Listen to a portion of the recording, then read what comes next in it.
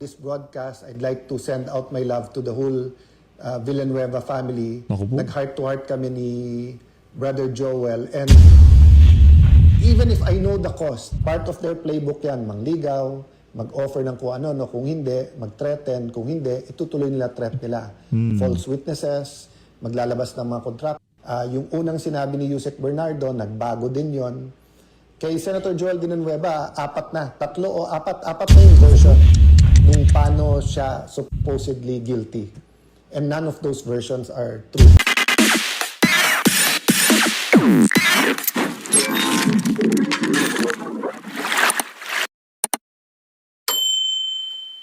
Dito sa video na to magkakaalaman na ho tayo kung bumigay na nga ba itong si Senator Joel Villanueva.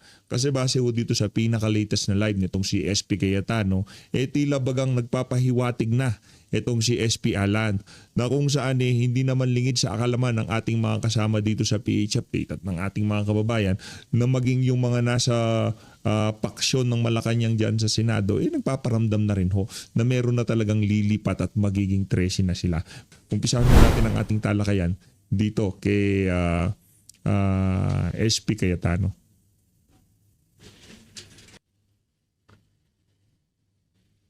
Yo.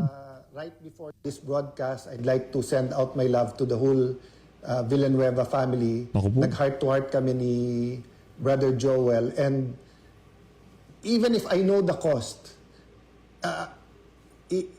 it's not something you can feel unless ikaw talaga. So for example, may mga anak-anakan ako, pero siya real yung nararamdaman ng anak. May asawa ko, pero iba yung nararamdaman ng asawa ko sa pinagdaanan nilang mag-asawa, di ba? So it's different for every single person, for Senator Cheese, for Senator Jinggoy. Senator Jinggoy, Pero in fairness dito kay Senator Joel Villanueva, kung sakaling babaliktad siya ngayong mga panahon na to, tayo nalulungkot syempre, di ba? Hindi ho tayo hindi ho tayo hindi ho natin kinakatuwa yang kung sakaling pagbaliktad niya na yan sa paksyon ng mga senador ng mga taga Malacanang, no. Naawa lang ho tayo kay Senator Joel Villanueva dahil dapat hindi ho siya nakakulong ngayong mga panahon na to kung pinagbigyan niya ho yung kagustuhan ng Malacanang. Ngayon para dito sa mga senador na to, alam na naiintindihan ho natin na wala ho tayo sa lagay nila na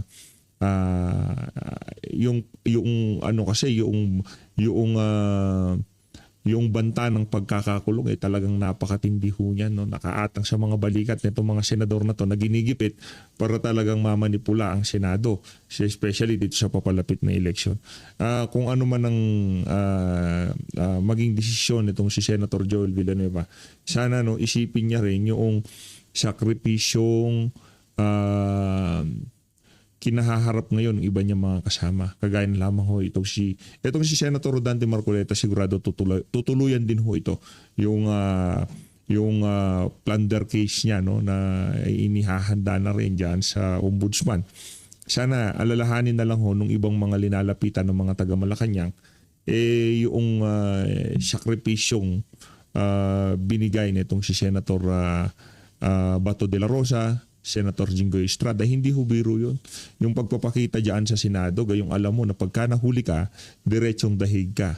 At itong si Senator Jinggoy Estrada, kahit na alam niya nang makukulong siya dahil naniniwala siya doon sa kanilang pinaglalaban sa Senado, talagang nagpakulong ho siya. At tayo ay naniniwala, pagdating ng panahon, ilalabas ho niya yung mga video recordings, conversation, na kung saan talagang inaalok siya na sumama lamang sa paksyon nitong sila Tito Soto. At sa gayong paraan, hindi na siya matutuluyan, hindi siya makukulong kagaya ng problema na kinahaharap niya ngayong mga panahon na to. Sana ikonsidera nung ibang mga senador yung pinagdadaanan ngayon ng iba nilang mga kasama para lamang umabot tayo sa ganito na nagkakaroon tayo ng Blue Ribbon Committee hearing, mailalagay sa tamang direksyon ng impeachment ni VP Sara, hindi para ma-acquit si VP, maging parehas. Kasi sa dami ng matang nakatingin dyan sa impeachment na yan, di ho tayo naniniwala na magiging bias kung sakaling ang maging presiding officer dyan, itong si Senator Alan Peter Cayetano. Yun lang naman ho ang atin dito. Sana i-consider ho nila, isipin ho nila yung sakripisyong ibinigay nitong si Senator Jingo Estrada at Senator Bato de la Rosa. Yung pagkakakulong sa Pilipinas, ay di hamak na mas mahirap yung banta na kay Senator Bato de la Rosa. Napakahirap po ng bantang kinahaharap nitong si Senator Bato. Pagka nahuli siya, tapos na hong usapan, ika nga. Doon ako in the room nung kinukuha siya, and no one can say that we understand how his wife felt.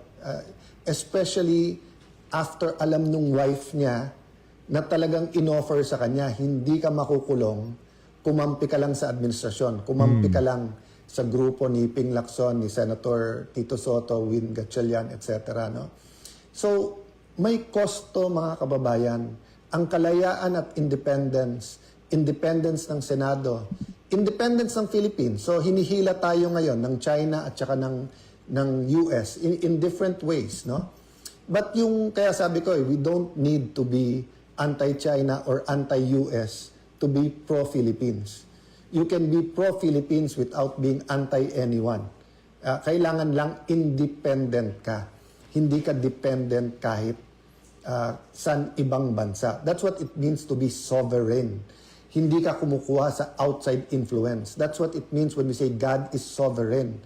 He will do what He wants to do because He does not need outside forces. Hindi ako sovereign because I'm not perfect and I need God to sustain me. And God uses people, uses your prayers, uses your support, uses purpose to sustain. So the point I want to make today is that kung may cost ang independence, meron din pong cost kung hindi tayo lumaban, ha?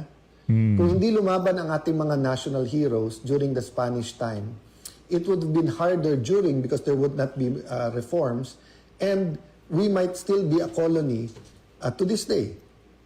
Kung walang cost yung paglaban sa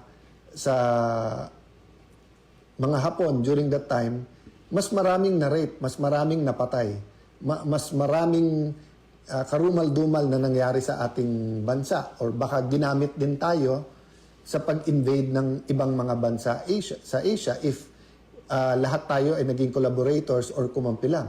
Ganun din sa US. Kung hindi tumayo ang maraming mga Pilipino para sabihin, big brother ka namin, Uncle Sam, but you're not the owner of me, or di ba famously sinabi ng ating dating Pangulo na he'd rather have a country run like hell by Filipinos rather than a country run by foreigners. And unfortunately, nagkatotoo na kahit Pilipino ang humawak sa Pilipinas, in many aspects, it's run like hell in terms of corruption, idolatry, immorality, small things that seem small, like the Pogo, Isabong, nawala yon, nilabanan natin, pero nandyan pa yung online gaming. Lumaban tayo sa health, pero nandyan yung vape na pinagbabawal sa ibang mga bansa. All of this may cost. So may kita dun sa mga kumita through that. Pero I'm talking about kumita through that illegally. No? Meaning it changed public policy kasi nagkalagayan dyan or nagka-lobby money dyan. So lahat ng bagay po may cost. So pinag-uusapan nga namin ni Joel na parang kung alam lang nung lahat, yung mga nagsasabing you just want power, no? Konting katahimikan lang sa buhay ng grupo namin ngayon is paradise already, di ba? Yung di ba pag halimbawa pagka araw-araw sa restaurant ka kumakain, parang sa pinakamahal na restaurant ang paradise sa'yo. Pero kung araw-araw nandun ka sa noodles lang or kanin, nung time namin hindi noodles ang symbol nung kahirapan talaga, kung hindi yung kanin lang at asin, di ba, yung wala nang ulam halos, no? Makakain lang ng konting kanin, pero kahit ngayon mahal ang bigas. Yung makapag-Jollibee, maka-McDo, yung may fried chicken, or yung nga iba yung parang yung kanin mabuhusan lang ng ginisang munggo sa ibabaw, sobrang luxury na yon, di ba? So alam nyo, sa pinagdadaanan sa maraming lumalaban ngayon, not only for Senate independence, but para lumabas ang totoo sa flood control, lumalaban sa administrasyon, paradise na po yung konting katahimikan, no? But the question is the cost worth it? Nabanggit ko na po kanina yung sinabi ni Senator Benigno Aquino that the Filipino is worth fighting for. So that's why now and then po, wag ma-offend yung iba. Gamitin ko talaga yung laban. Naku, Kasi yun. we have to continue fighting. Laban lang po. Laban. It's worth the fight. We have to continue fighting, no? Once, we're a product of hope. Kailangan ng pag-asa. Ang lahat kailangan ng pag-asa. It's the end pag wala ka ng pag-asa. And to many, during the 70s, 80s, yung senyas ng kalanganan, ibig sabihin may lumalaban pa. So, even yung daily na laban namin sa Senate, na parang isa-isa lumalabas na yung totoo, na yun, sila pala ang nagpapasok sa NBI, sila Senate President Soto, coordinated pala yun. Yung Wednesday, May 13 na sinisisi sa amin ay, yung pala ay, alam din nila nung iba, na nandyan sa labas, armado, tapos imbestigahan, wag imbestigahan. Hanggang ngayon, hindi inimbestigahan. And then yung walkout na parang tama sila, wag palitan yung rule na walang one-day notice. Ngayon, nakita nyo, binasura na yung rules, binabasura yung constitution, pinalitan yung rule kung sino magpre-preside sa impeachment. Tapos, instinct ko, sana papurihin si Senator Win Gatchalian nung sinabi niyang 16 talaga yung kailangan para makonvict ang impeachable officer. Pero biglang binura sa Facebook niya. I don't know the details so I won't comment there. But the problem is trust. Nakita niyo ho yun? Narinig niyo ho ba yun? Siguro napanood niyo na ho yung video natin kay Joel Chua na kung saan binibida ho nila, na binibida ho niya, naku-questionin nila yung ika nga magiging botohan dito sa impeachment na to. Kaya ito ho ang pinakamalaki natin problem. Sa bagay, kaya naman ho talaga nilang baluktutin yung mga gusto nilang baluktutin. Pero isa ho sigurado natin dito. Kung sakali mang hindi makatakbo itong si VP Sara, ma-impeach sila si VP Sara, kung sino man ang i-endorso ni VP Sara, yun hong mananalo. Yan hong ating sigurado dyan. Sinabi din nila paulit-ulit, kung wala kayong 13, hindi nyo pwedeng palitan yung officers. Hindi lang yung Senate President. The officers are the head of OSAA, the Senate Secretary, Senate President Pro Tempore, which is Senator Loren Legarda, and the Senate President.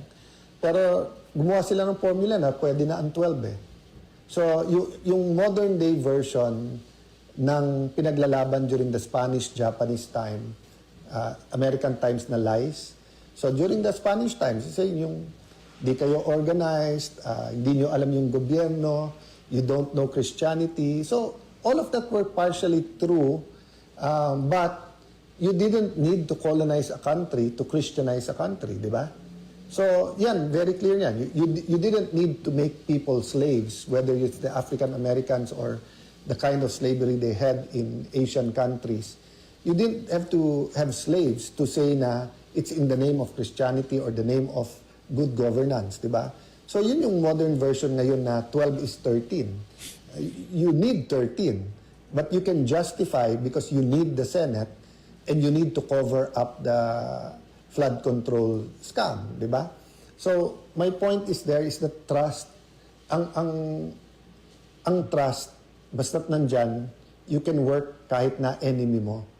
Pero pag nawala yung trust, so once na paulit-ulit yung mga mananakop, sasabihin, we'll give you your freedom, we'll give you your freedom, nakita mong binobola ka rin, di ba? So, ganun din, nung February, nung sinabi nila na wala kayong kaso kapag hindi nyo nilagay si Loren Legarda as Senate President. Naniwala yung marami namin kasama. But then, nabuko nila, gagamitin na naman to sa impeachment. Paulit-ulit sinasabi sa amin na ang impeachment, impartial. Pero yung definition pala nila impartial, kailangan i-convict ang Vice President. So, nung lumaban at sinabing, wag lang si Loren, nung ako na nilagay, ayan na naman. Pagka umalis kayo kay Alan, wala na kayong kaso. Pag nandiyan kayo kay Alan, kakasuhan kayo. Diba? That's why nga iba po yung reaction ng pamilya ni Senator Jinggoy because alam nila yung totoo. talagang na-witness din po nila yung mga tumatawag at mga nagsasabi at mga naggagaranti. So may cost po. If we don't do anything now, the cost will not fall on me immediately. It will eventually, di ba, yung may individual akong pananagutan, pamilya ko, bayan ko, syudad ko, community. But it's really the next generation. So in the same manner na lumaban ng EDSA 1, EDSA 2, lumaban sa Napoles sa napakaraming scandal is because we wanted it to end. Repentance, then reformation, restitution was there. Hindi lang yun masyadong keyword dati, ngayon keyword siya. Pero pagbabago, renewal. Diba sa tunay na renewal, the old is gone. Diba? So when you say that you're a new creation in Christ, it's a work of progress. Pero kung dati may idols ka, dapat wala na. Kung dati immoral ka, dapat nawawala yung immorality. Kung dati nagnanakaw ka, hindi ka na dapat nagnanakaw. So that's the problem. Kung papayag tayo na i-maneuver lang itong flood control, at nakita na po natin, lalo po sa Blue Ribbon, headed by Senator Lacson, at hindi pa ho tapos, in-expect po namin, part of their playbook yan, mangligaw, mag-offer ng kung ano, kung hindi, mag-threaten, kung hindi, itutuloy nila threat nila. False witnesses, maglalabas ng mga kontrakto, kinuha ngayon si Diskaya. Meron na pong bumaliktad dun sa mga DPWH na sinabi nila na dinidiktahan din sila kung ano sasabihin. Yung unang sinabi ni Yusek Bernardo, nagbago din yon. Kay Senator Joel Villanueva, apat na yung version nung paano siya supposedly guilty. And none of those versions are true. So ganun din, na ngayon na kinuha na si Mr. Diskaya from the Senate, sabi niya na damay-damay na, sasama na lahat ng kilala niyang police. That's good. But there's nothing stopping the creative people in this administration from saying, we'll take care of you, eto mga ituro mo. Then suddenly, may kaso, whether sa DOJ at Ombudsman, then suddenly you're facing jail. Then finally, it's true. That's why pinilit nilang makulong si Jinggoy kasi sabi niya, nawawalan na ng takot yung iba, lumalaban na. So kailangan natin ipakita na totoo. At madali kay Jinggoy kasi usual suspect, di ba? So wala nang maniniwala sa tingin nila na Jinggoy sacrificed because ayaw umiwalay sa grupo. But siya na nagsabi, he has evidence in the right time. Payagan natin siya magsabi sino at ano yung ebidensya. Pero mabigat po yung ebidensya and it will show. I've been hearing the last few days, there's so much evidence against the major players dun sa flood control. And everyone saying sana lumabas. That's why nga, pinanghawakan pa rin natin yung Blue Ribbon Committee. The other point I want to make about counting the cost is, yun nga, ano yung cost sa next generation? Kapag kinover up natin to, may cost. So ulitin ko pag lumaban ka ngayon, may cost. May cost. Aapihin ka, dudurugin ka sa media at social media, kakasuhan ka, baka ikulong ka pa. Sana naman walang papatay, pero that's always that's always there whether sadya or may nagkamali yung patayan. But that is the cost for people who will fight. So I'm not dissuading people from joining the fight because we need you. We need the prayers, we need the commitment, we need more independent heads to stand up and say, mali na to, lumaban tayo. Pero may cost din yung hindi lumaban. Yung cost are the millions of Filipinos who will have to go abroad because walang trabaho dito. The cost will be the millions of Filipinos na hindi mapapagamot kasi nanakaw yung panggamot or pang-ospital. The cost will be millions of Filipinos na mababansot because there's not enough money or not enough programs for the first 1,000 days ng buhay ng tao, no? Or including yung healthcare nung buntis, di ba? The cost is huli na tayo sa tourism, halimbawa sa education or as a country, no? There was a time in the 60s second to Japan tayo. Then there was a time second to the last. Then during the time of President Ramos, yun, umarangkada na tayo. During the time of President Pinoy, umarangkada na tayo. During the first 3 years ng Duterte administration, grabe na po yung pinuntahan ng ating ekonomiya. Not perfect, Nandun ng corruption, but it wasn't systemic. Now it's back to being systemic. So do you want to be truly free? To be truly free, we have to have the culture and we have to have the environment, we have to have the laws and the system that guarantees that freedom. So the Constitution is a good start. Pero kung mismong Constitution hindi natin masunod at kung mismong Senado ay ibabasura ang sariling rules at ang Constitution, how do we expect that the other laws, di ba? So kung senador mismo pwedeng kasuhan or wag kasuhan sa flood control, what do you think magagawa sa ordinaryong konsehal, mayor, governor, di ba? So yes, we want a big fish, but we want the real fish. We don't want a sacrificial lamb na fish, di ba? Or we want the people who really did it para meron talagang saying, may katuparan yung sinasabing crime does not pay. So when you pay, that's a cost, di ba? Umutang ka, kailangan mong bayad. Correct. You do the crime, you have to do the time. So again, you're going back to what is the cost. Yung So yun po ang hinihingi ko po sa mga kapatid nating media. tuloy-tuloy yung pananalangin at pakikipaglaban dito sa nangyayaring sistematikong korupsyon sa ating bansa. Kung gusto niyo mapanood ang kabuuan ng live na yan itong si SP Cayetano, punta lang ho kayo sa kanyang FB page. Rekta ho tayo sa interview nitong si Atty. Michael Powa tsaan sa bagong programa nitong si Atty. Ferdy Topacio na Small Talk with Atty. Ferdy Topacio. Game! Pero ibang-iba when you join a national agency, such as DepEd, at talagang kahit sa trabaho, ibang-iba po siya. It was really shocking to me, but well, I always believe that that we are where we're supposed to be, where we're meant to be. So I think doon lang talaga tayo dinala ng Panginoon. Alam mo, Panyero, nakita kong umikinang-kinang yung mata ni Ina sa'yo, so I'll let her ask the second question. Ulit, Grabe naman. I-break Grabe natin ang naman yun. protocol. Lalo nang nalaman niyang single ka. Uy, grabe naman. No, pero may loved one naman. May loved one siya, okay. Atty. Grabe ka naman. Sinabi ko lang po talaga kanina Biglang nagsielos yung loved one ni Atty. Michael Powa. Pambihara naman ka-shooting-shotting. na ibang-iba po kayo sa personal. Iba po yung Pogi ba, karisma pogi nyo. ba? Sinasabi ko sa'yo. Compare sa TV, talagang ibang-iba. Hindi So, ko- ang hindi second ko po question iniisip ko po, yan, naniniwala po ba kayo na kapag ang isang abogado po dapat may sex appeal? Hindi, si Atty. Ferdy Topacio lang ang may sex appeal. Siya lang ang pwedeng magkaroon ng sex appeal sa mga abogado. Ano ba naman itong Ito mo lang na kinamayan siya ni Laila de Lima at kinilig yung Oo ali. nga, kinilig, Tinanong mo ganun. na. Hindi naman po, hindi naman po. Iba talaga yung amin ni Atty. Powa Hindi naman eh. po, nirespeto po natin, of course, si Representative De Lima. Yes. Sex appeal, di naman po. I think what you need talaga sa korte is someone who will really advocate Tama, for you. tama naman. So yung itsura, I don't know if we can even say secondary yan. Plus Baka points wala na na eh. Hindi kasi si Atty. Topacio po is known as Mr. Sex Appeal. Ayun naman, Lang yun eh. yun naman Ganun hindi natin ba? may tatanggi talaga. Oo, It's diba? it's more ironic than anything else.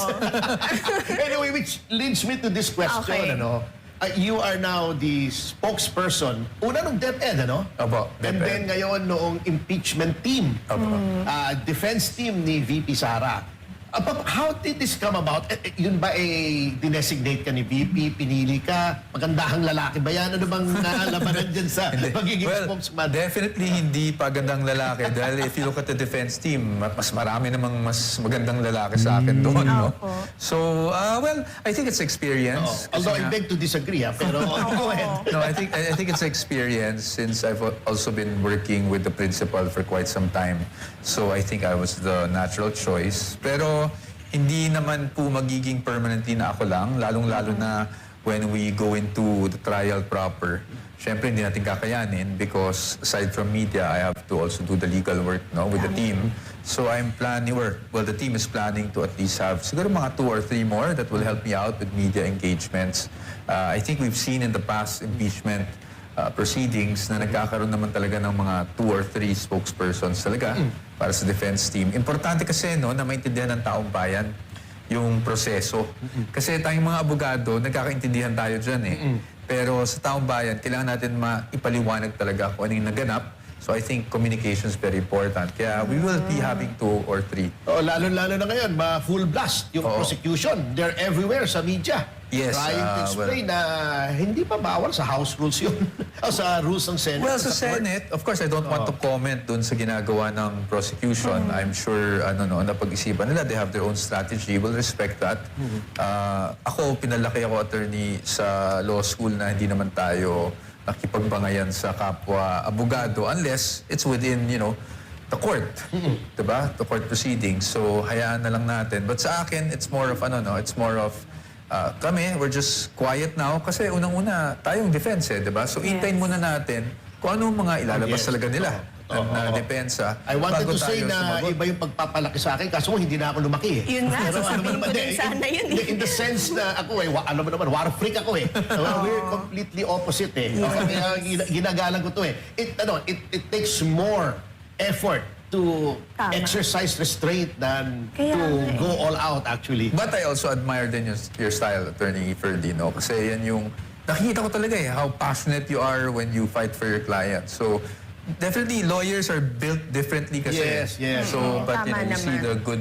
the good in all the different styles. Yun din naman po ang hinahangaan ko sa inyong dalawa. Ikaw naman po, attorney, kasi parang kahit binabatikos ka na ng media, talagang you're very composed and very professional the way you respond to media. Kasi Ma'am Ina, gusto ko sana, well, at least yung approach ko, factual lang tayo. Let's Yes. be as objective as possible. Unang-una, Ang galing. siguro kwento ko muna, hindi naman ako nag-apply as spokesperson sa DepEd So, at that time, the Vice President was looking for someone with experience Yes. sa GSIS. Kasi gusto niyang tulungan yung mga problema ng mga teachers sa mga GSIS loans, etc. No? So, Kaya. merong nagrekomenda sa akin, nakakilala niya. So when I applied, I actually didn't apply for any position.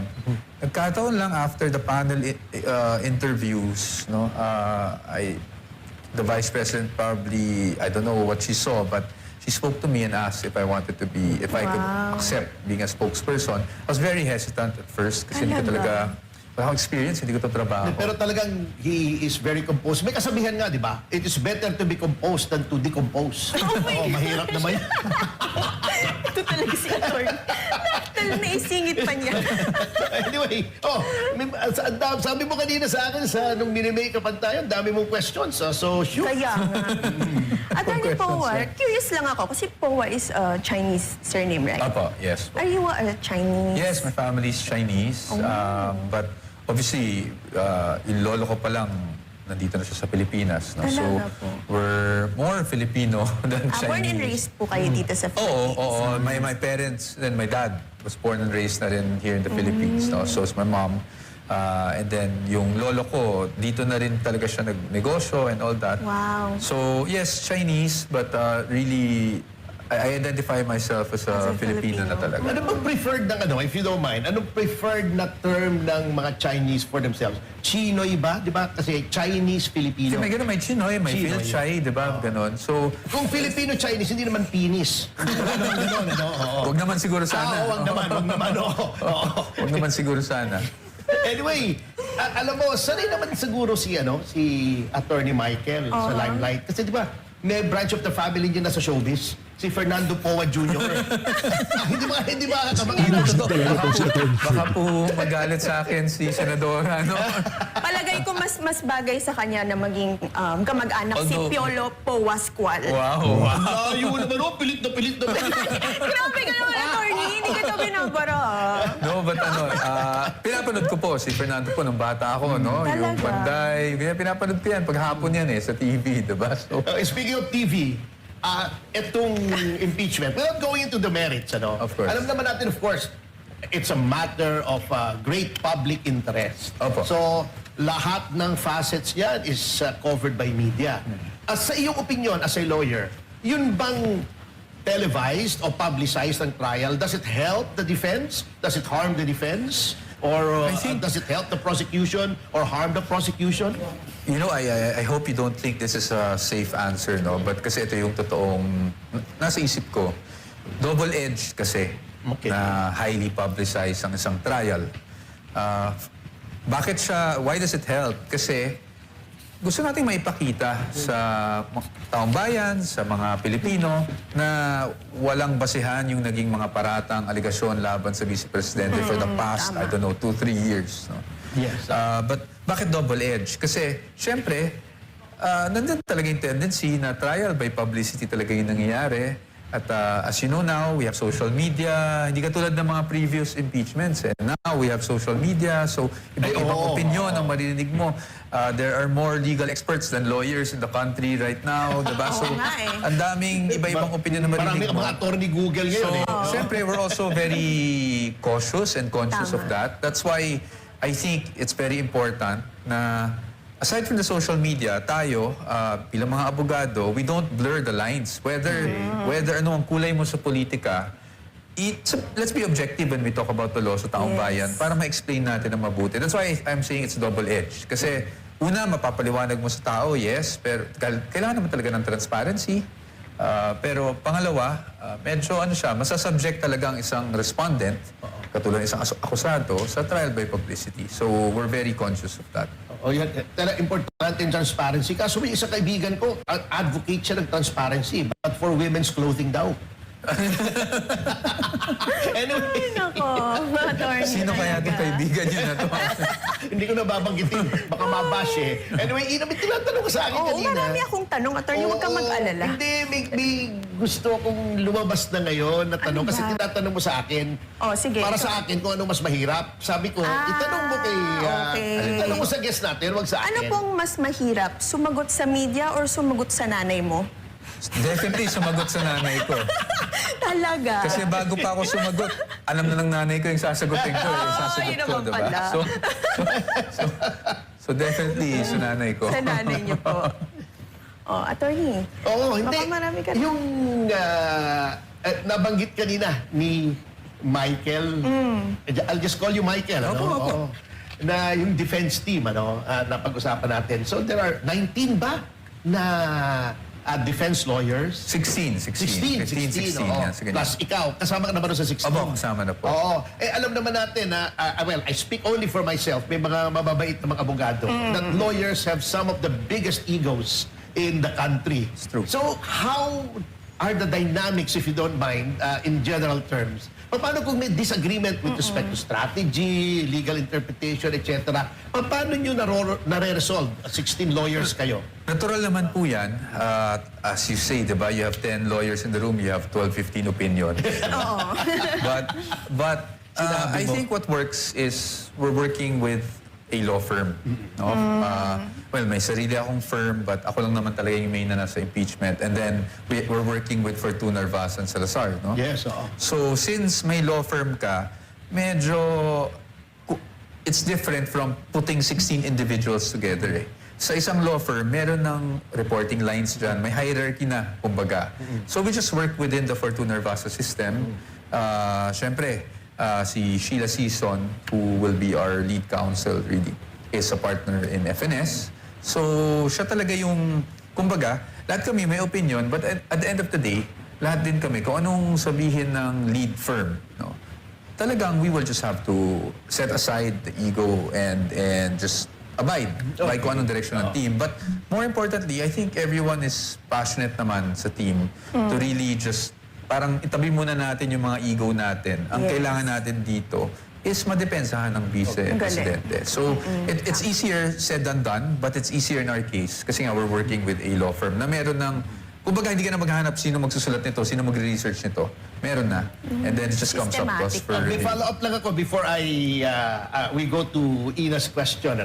Nabanggit mo na yung Fortune Narvasa. I hope you don't mind this question. Wala bang awkwardness considering that Sig Fortune is the brother-in-law of the Remulias? To be honest, wala.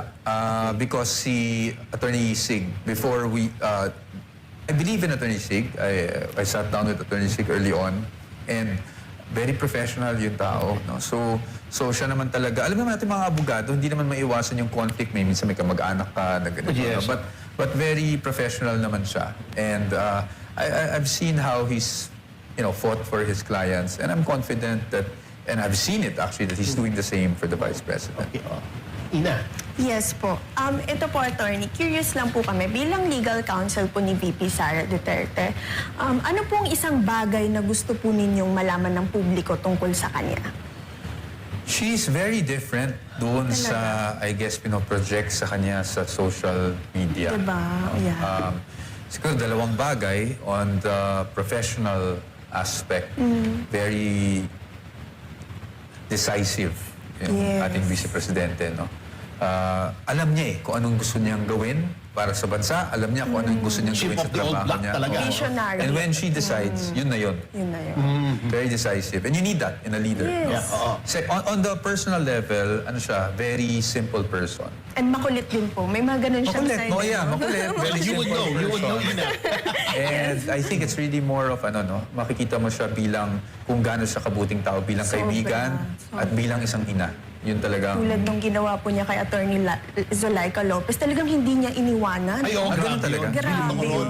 Doon ako Nakipag-away pa siya. namangha Oo. talaga sa She really kanya. values the people who work with her. Yes, tama. And kaya kumbaga hindi ka magdadalawang isip na to stick with her all throughout dahil nakita mo talaga yung sincerity niya sa tao. Speaking of VP Sara, nandiyan na rin tayo sa topic na yan. Without going to any privileged information, is there any particular conversation na pwede mo i-share sa amin na that has stuck to your mind na tumatak sa iyong isipan with respect to VP Sara? It's more of the private conversations that we have. Yung Without revealing anything. More on the Yeah. personal level siguro. Yun yung masasabi ko. Kasi nga, ang parat kong sinasabi is, iba siya doon sa mga pinoportray sa kanya sa SOCMED or sa TV, pag may problema ka, she will really listen. So, pag nagsasabi ako ng problema kong personal, she will really listen, give me advice, and help me accept things the way they are now. Pati ba love life? Sinishare niyo po bang love Pati life? love life, actually. So pwede din pala siyang Tama. love guru din Love pala. guru. Love life. I agree sa sinabi po ni Attorney Powa. She's really a good listener. Naalala ko nung nag-lunch po tayo, Attorney. Talagang nakikinig siya Ay, sa'yo. yes, Yung oo. Salmo 109. Talagang nakatingin si VP Sara sa kanya. Nakikinig po talaga siya. She's talking about yung lunch nung after nung Araw araw ng Davao. ng Davao. Yes. Yes. No, but she is. Singit ko lang siguro to. She is. Opo. And nung nasa DepEd nga kami, ang gusto niyang gawin is really to go down to the school level para kausapin yung mga teachers kung ano talaga yung problema nila. Kasi nga, may ang laki ng DepEd na sometimes yung genuine concerns hindi na umaabot sa central office. Yes. So yun yung talagang ginagawa niya nung nasa DepEd kami.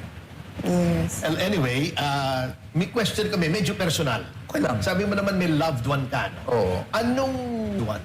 Attorney Ferdy, I think we'll both agree. Siyempre, matalo sa argumento with your loved one. Bakit? Kasi sa loved one, wala ka ng motion for reconsideration, final and executory Wala ka pa. agad. Ayun. Tama naman. Do you agree na? Hindi ako makarelate, Attorney. Wala kasi akong boyfriend. Ganun ba? Ayan, in-announce mo pa talaga, no? Ayan, naku, lagot ka. News of global significance. Naku, in-announce mo, maraming magme-message sa'yo. Naku. Lagot ka ngayon. Naku ka. Sorry na. So anyway, go ahead. Ang daming mong Oo tinistang nga, questions I also heard, Attorney, that you, nag-aral ka po sa Australia. Opo, Ay, nga for- pala, no? Oo, diba? For my undergrad. Oo. For my undergrad. And then Opo. you both majored in creative arts and Italian Yes, studies. Does yes. that also mean you speak Italian? Yes. I Wow. speak Naman Italian. dyan, attorney. Anong gusto mo sabihin? Halimbawa, nililigawan mo si Ina. Uy, grabe Okay naman. Kamusta lang? Kamustahan Oo, lang. oo, Attorney naman. Kamustahan lang. Kamustahan lang. Mamma mia, sei molto bella. Ano ibig sabihin? Ano ibig sabihin ko? My God, you're so beautiful. Wow. Uy. No, but I dito, Xavier ako, and then nung college, undergrad, sa Australia ako, sa Adelaide. Oh, but why?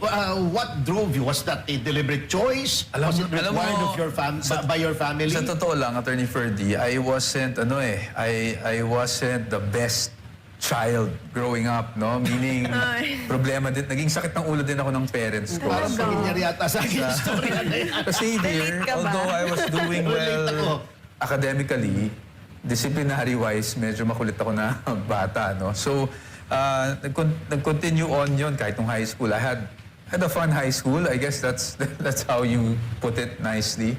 And then, so naisip nila, baka magandang ipadala ako sa Australia. Nila, meaning family ko, kasi yung tita ko and yung tito ko were professors sa isang university there.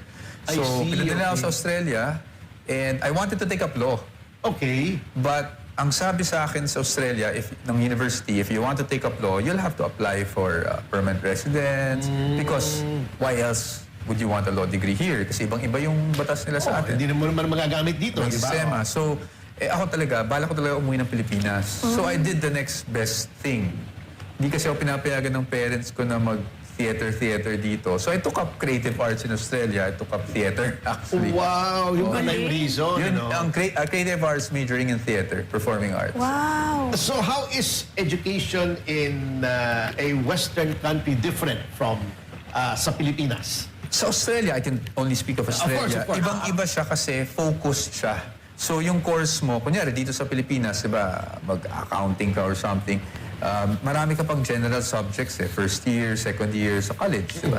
Sa Australia, very focused siya. Wala kang general subjects. So kung theater ka, meron kang Puro voice, meron kang acting, meron kang theories of theater, puro ano lang, puro theater talaga. So it's focused. So after that, kumbaga, nag-specialize ka talaga sa theater. Kaya pala natuto ka ng Italian, ha?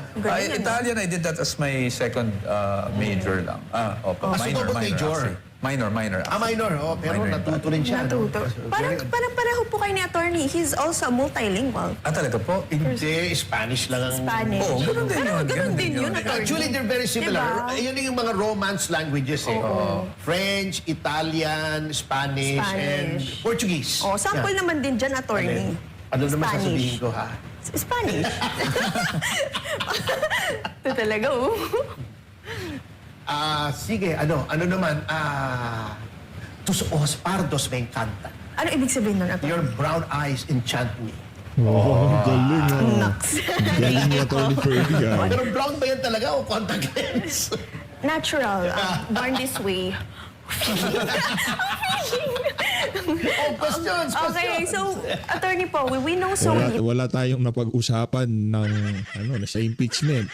Puro lang pagpapakit ni ate yung napag-usapan natin. Ayun na nga, kung gusto nyo mapanood yung kabuuan ng video na yan. Interview na yan itong si Atty. Michael Powa dito kay Atty. Ferdy Topacio dito sa kasama niyang Ali. Punta lang ko kayo dyan sa DCAR 1026. So, maraming salamat po. Mag-ingat po kayo lahat natin Pilipinas.